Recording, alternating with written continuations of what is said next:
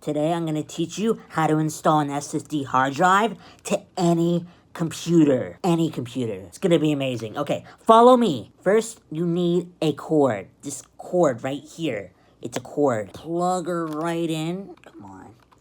Come on.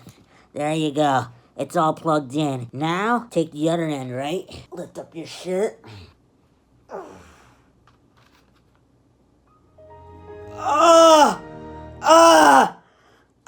I feel Windows. It's booting. Windows 11.